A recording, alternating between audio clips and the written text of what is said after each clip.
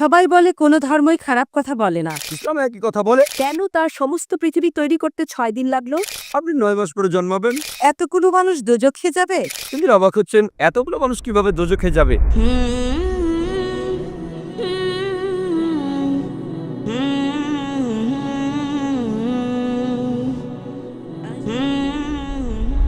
সবাই বলে কোনো ধর্মই খারাপ কথা বলে না, কিন্তু মুসলিমরা কেন অন্য ধর্মের লোকদের ইসলাম গ্রহণ করতে বলে? বোন, আপনি বললেন সব ধর্মে ভালো সব কথা থাকে, কিন্তু মুসলিমরা আমাকে ইসলাম গ্রহণ করতে বলে কেন? অন্য যেসব ধর্ম আছে সেগুলো যা বলে তার বেশিরভাগ কথাই ভালো, তবে ইসলাম ভালো কথা বলার পাশাপাশি আপনাকে দেখাবে কিভাবে সেটা অর্জন করতে হয়। আমি উদাহরণ দিয়েছি, সব ধর্মই বলে চুরি করো না, ইসলাম একই কথা বলে, তবে ইসলাম দেখিয়ে দেয় কিভাবে সেই অবস্থানে যাবেন যেখানে কেউ চুরি করে না। জাকাত দেন, সাহায্য করেন, এরপর কেউ চুরি করলে তার হাত কেটে ফেলেন, তাহলে চুরি করা বন্ধ হয়ে যাবে, কোনো অপরাধ থাকবে না। এজন্যই আমি বলেছিলাম যে ইসলাম ভালো কথা বলার পাশাপাশি আপনাকে দেখিয়ে দেবে কিভাবে সেটা অর্জন করতে হয়। যদি সর্বশক্তিমান আল্লাহ যে কোনো কিছুই তৈরি করতে পারেন, কেন তার সমস্ত পৃথিবী তৈরি করতে 6 দিন লাগলো? বোন প্রশ্ন করলেন যে আল্লাহ যদি যে কোনো কিছু সৃষ্টি করতে পারেন তাহলে কেন 6 দিন সময় নিলেন? বোন, আল্লাহ যদি চাইতেন একদিনে সৃষ্টি করতে পারতেন, তখন আপনি বলতেন যে কেন একদিনে তৈরি করেছেন, 6 দিনে কেন নয়?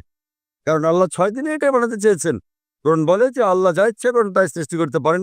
অনেক আয়াতে আছে, আল্লাহ বলেন কোরআনে সূরা আলে ইমরান অধ্যায় 3 আয়াত নম্বর 59, إن مثل عيسى عند الله كمثل آدم خلق من تراب ثم قال له كن فيكون।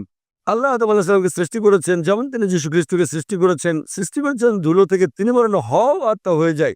আল্লাহ যখন কিছু সৃষ্টি করতে চান তিনি বলেন হওয়ার হয়ে যায়, তিনি ইচ্ছে করলেই এটা হয়ে যায়। আল্লাহ যদি ইচ্ছে করেন আপনি 9 মাস পরে জন্মাবেন, তাহলে আপনি 9 মাস পরে জন্ম নেবেন। আল্লাহ যদি চান 1 সেকেন্ডে, তাহলে মাত্র 1 সেকেন্ডেই। তো আল্লাহ চাইলেন যে তিনি কোনো কিছু 6 দিনে সৃষ্টি করবেন, তাই তিনি করলেন। পৃথিবীতে অনেক মানুষ ভুল কাজ করছে, আমার ভাবতে খুব অবাক লাগে, এতগুলো মানুষ দোজখে যাবে? তিনি অবাক হচ্ছেন এতগুলো মানুষ কিভাবে দোজখে যাবে। আমাদের এই জীবনটা হলো পরীক্ষা।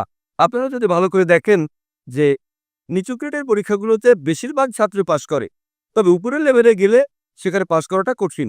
উদাহরণস্বরূপ কোনো কঠিন পরীক্ষায় বসেছেন, যেমন মেডিকেল কলেজে ভর্তি হতে গেলে আপনাকে পড়তে হবে, খাটাখাটনি করতে হবে, পড়াশোনা করতে হবে। একইভাবে বেহেশতে যেতে গেলে এটা সহজ কাজ না, এটা মেডিকেলে ভর্তির চেয়েও অনেক কঠিন কাজ। তাই এটা আসলে পরকালের জন্য পরীক্ষা। যারা আল্লাহর নির্দেশগুলো মেনে চলবেন তারা ইনশাআল্লাহ বেহেশতে যেতে পারবেন। আশা করি বোন উত্তরটা পেয়েছে।